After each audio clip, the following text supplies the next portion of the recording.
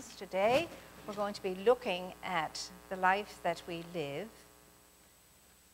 our life being a life of abundance. Now, abundance for me is a beautiful word. It makes me feel that I'm very rich. Makes me feel that there's a fullness and a plenty available to me. And when I stop and think about it, I can see how that gets translated in my life. Abundance for me has little to do with how much stuff and things I have, or how much money I have. It has long ceased to be that. It's more a feeling, a sense, a sensibility of a richness and a fullness and an abundant life that I live and that I have. And I do. My goodness me.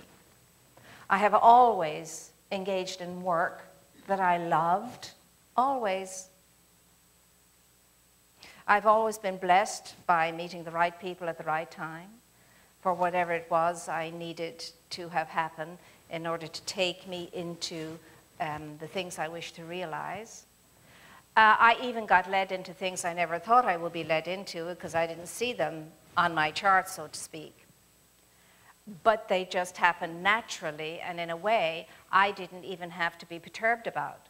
I didn't have to conundre and ponder and weigh the situation and review it and so on. I was usually doing it and then realized I'd been given an invitation to do it more deeply and more fully when I was already doing it. So I didn't have to go through all of that.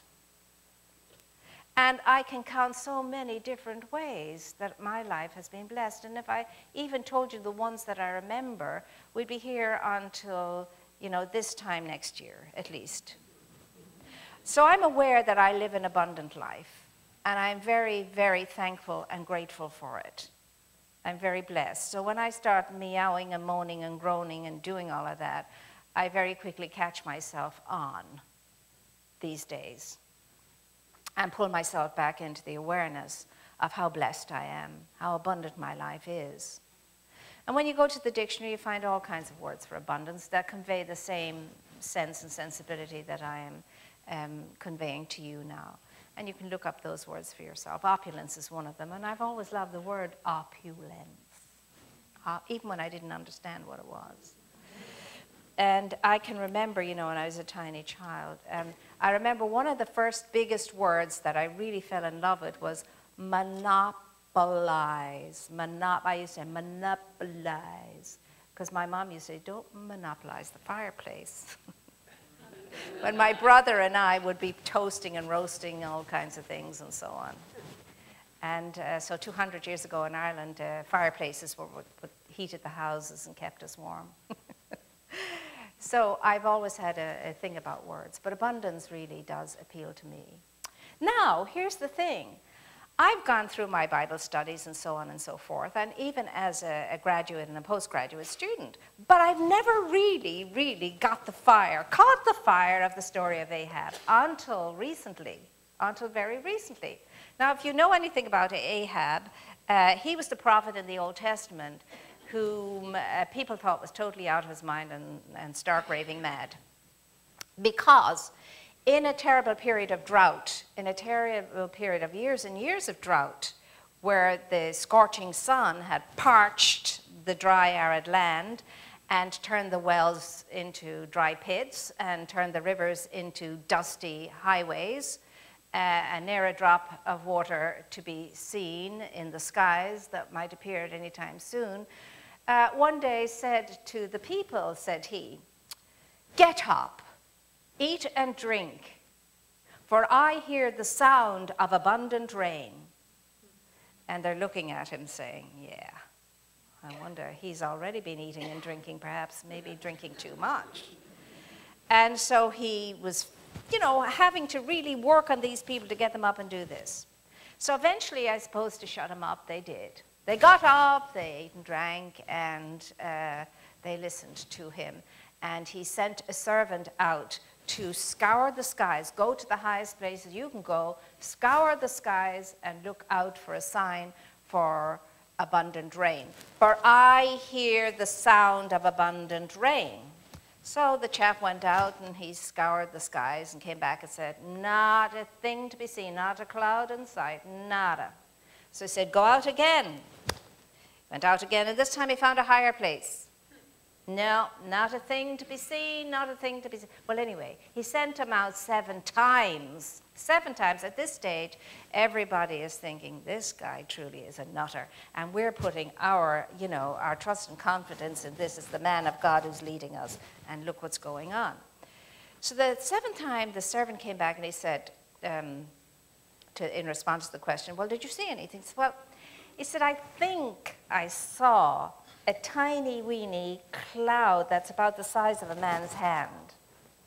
And then Ahab said, quickly, go and get ready for the rains, for I hear the sound of abundant rain and the rains are coming. Make sure there's no livestock or any people around the dry river beds and so on. Get ready for the rain.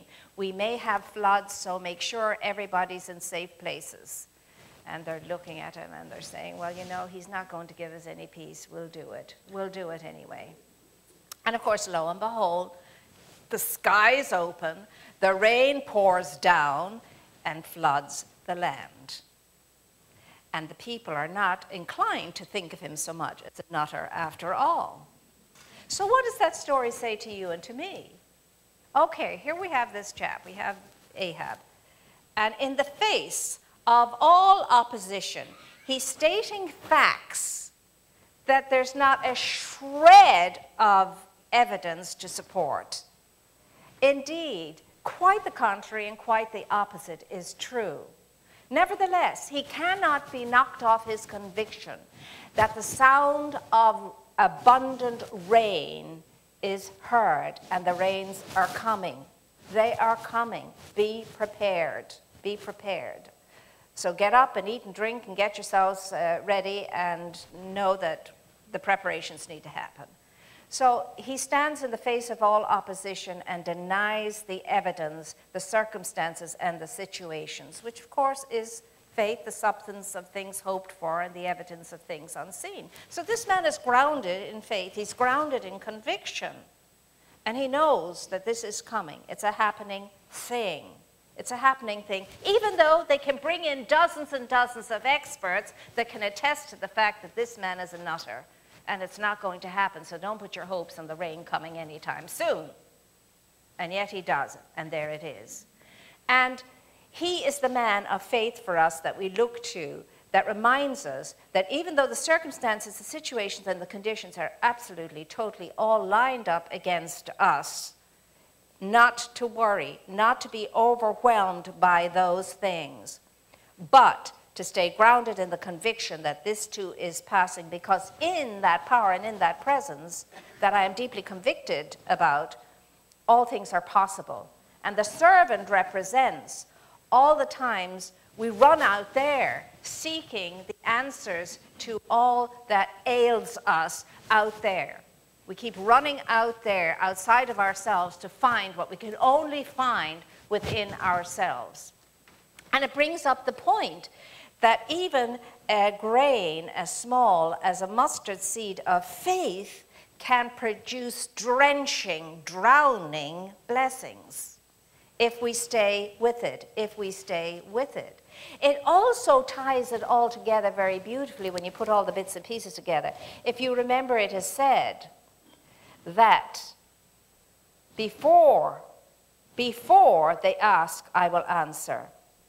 Now, where did that come from? Perhaps it comes from the line that says, no eye can see and no ear can hear, and it will not or has not entered into the heart of man yet the things that God has prepared for those who love God.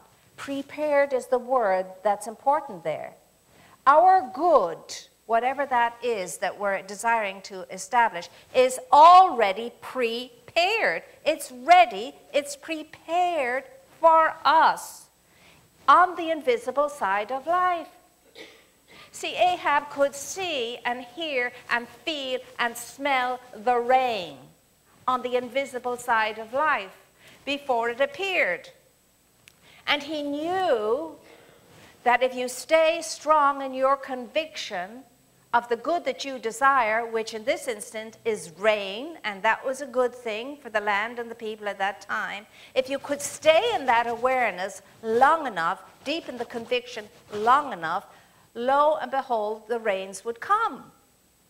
There was one particular tribe of Indians that the people used to call upon when the land was parched and there was no rains. And they're the only ones they wanted to come and do the rain dances and so on and so forth. And lo and behold, it rained every time. And when they were later on, much later on, asked what their secret was compared to other groups of dancers and rain devisers and all the rest of it, they said, we just keep dancing until it rains. We just keep dancing until it rains. We don't stop until it rains. That's why we have success every time. We don't just dance for an hour and say, well, that's it, look forward to the rain. We dance until it rains, until we're drenched in the blessing of it. That's the kind of powerful, forceful faith that is needed, especially when we're facing what everybody tells us is impossible. That's the faith we need. That faith, and remember, it's only supposed to be the size of a mustard seed. But what happens to a mustard seed when you plant it? You see, how is it that we don't get our manifestation? How is it that our good is not returned to us? It's because when we plant our mustard seed of faith, it goes into the dark, invisible soil of our minds and hearts. And because we can't see it at that stage, the same as any seed you put in the earth, it goes into the dark soil. You cannot see it. So you wonder sometimes. And I have done it myself. I have, when I was a young gardener, starting out in my first home, gone out and dug back to see if the things were actually down there and if there was anything happening. I've done it. And yes, there was until I did that. As soon as I did that, that was the end of that particular few plants' life. But the rest I was able to let go and grow. And that's what happens. We lose faith for ourselves or for the person or whatever it is, whomever we're working with. We lose the faith. We get anxious. We get concerned. Is anything happening? Is anything? I can't see anything happening. It doesn't seem anything's happening. And indeed, it looks as if things are getting worse and not better. And then we lose the faith of the mustard seed. And we're back at scratch point again. And we have to start all over if we can. And most of the time, we don't start all over. We just see it doesn't work. It doesn't work. But it does work. If you take these clues, and they're all clues, everything in the great writings, scripture and otherwise, they're all just clues. You have to solve the clue for yourself. They're clues. And so when it is written, before they ask, I will answer, you have to understand that has to do with the good that's already prepared. For whom? For those that love God. What does that mean? It means to have the faith and the conviction and the belief and the respect for, in a deep love for the source of our being, knowing that divine providence always supplies the goods. Always. Never, never fails. It's already prepared. But what have you to do? Another clue. Decree your word, and it shall be done unto you. Command the word, and it shall be done unto you. So what this is saying is, get up off your begging, pleading, and imploring knees, and stand tall and straight, convicted in the power and the presence within you, around you, and about you, and then declare the good that's already in preparation, waiting for your acceptance, your recognition, and you're saying yes to. Stand tall, straight, and firm in your decree. Now, applauding spirit. How many of us, when we're faced with the impossible, how many of us, when we're faced with dreadful difficulties, or whatever else we describe it as and the world describes it as and tells us there's no hope, what do we do? Here's what we do. There's no hope. I've been on my knees praying, lighting candles, doing everything I can possibly. I've gone to every church, chapel, mosque, synagogue. Everybody's praying for me. It's not getting better. It really isn't. I just don't know what else to do. It doesn't look good.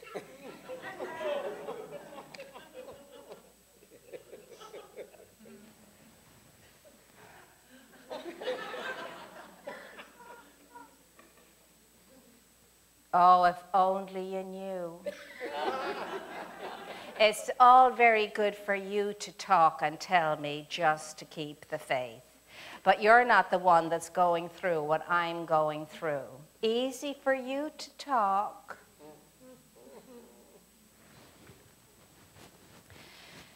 Now, I may have exaggerated that a little bit. But deep down, if that's our feeling, that's what we're going to realize. We are going to realize it's hopeless, it will become hopeless, and that will be that. Now it takes spiritual fortitude, or in other words, holy guts, to stand up strong, straight, and tall in the face of such annihilating information and say, I don't think so. It tain't so. Who says?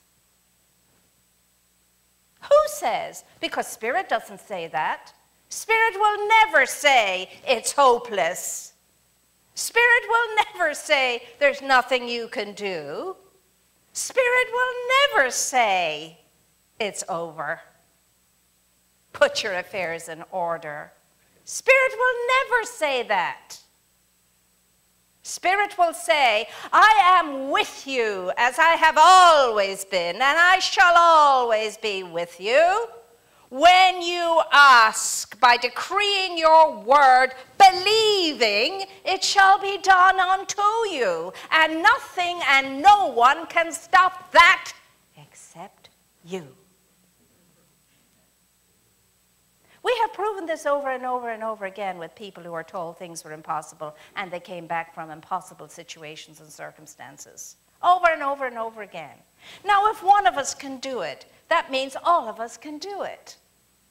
But only if we get in touch with something that is greater than what we have identified ourselves with, a condition, a circumstance, or a situation. And because we identify with the circumstance, the situation, and the condition, and we've made it our own, and we've moved into it, sat down, built the tent, and the castle around the tent, and decided this is what it is. Now, that's not a conscious decision most of the time. It's an unconscious decision, but it doesn't matter. It doesn't matter. It's a decision made, agreed to. And we need to stop that. We need to stop all of that unconscious raw maish, as we say in Irish, which is rubbish. We need to get over the raw maish and our raw maish way of thinking and feeling and going about the business of life and living. Stand up in the truth of your being. Stand tall in the truth of your being. Doesn't matter what your life has been right up until this moment. If you catch this right now, you can stand up tall, square your shoulders, look into the face of life and say, I'm on it. I am on it. I'm coming through. I am going to move through that threshold now that I've been in for too long. And that threshold has a force and a power in it. It can suck you right back into all of the circumstances, situations, and conditions, or it can propel you forward into the good that's always prepared and there and ready for you if you'll just go for it. So where do you want to be? It gets very tired standing in the threshold, holding the bowls up. And the force is incredible. It's a vortex of energy, a threshold. And it can pull you one way or push you another. What's it going to be? There's not one of us in this room today that's not in some threshold or another. Not one of us. Some threshold or another we're in. And we can go forward or we can go backwards, and the decision and the choice is ours. But of ourselves, we'll never be able to do it on our own. Never, never can do on our own.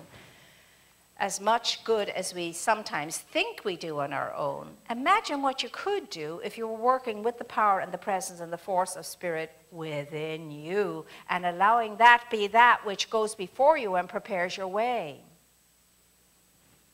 These are all truisms, but you get to prove them and I get to prove them by applying the principle in our own life and see if it works. Test it out. You test it out. And as Winston Churchill says, you never give up, never give up, never give up. You always spring back up again, like that bouncy toy. You punch it, it goes down, comes right back up again. Sometimes it even hits you in the face. But sometimes when our good is hitting us in the face, we can't even see it. We can't even see it. What does it take? Your good is there for you right now, whatever that good is that you are desiring. It's present, it's prepared, it's ready for you right now. For you to move into that, for you to flesh it out, you must believe that this is so. So the key word for all of us is recognition, recognition, recognition. That's what Troad says. If I have to choose one word for life, anything, it's recognition. Wake up. See what you can see, perceive, know, feel. The sound of abundant rain is at hand. The rain of life's blessings upon your life. Because life is lavish, life is opulent, life is abundant. Spirit wants you to be open and available to its opulence, its givingness of its opulence to you. And you don't even have to deserve it. Isn't that amazing? You're entitled to it. Why? Because you are the image and you are the likeness of your source. That's why. You are always and only and ever the firstborn of life. And the firstborn, as you know, in royal kingdoms gets the crown, whether they're dummies or whether they're geniuses. They get the crown. Firstborn. And all of us are the firstborn in spirit. And that was the teaching of the great master teacher, Jesus. You too can do what I have done and greater things than this. So, my dear ones, I'm knowing we're all leaving this room today knowing that we are ready to move out of the threshold that we're all standing in, whatever it is, and be propelled forward by the power and the grace of faith, recognition, trust, and the delight that comes from that by relaxing ourselves into letting go, letting God. It's as simple as that. And so it is.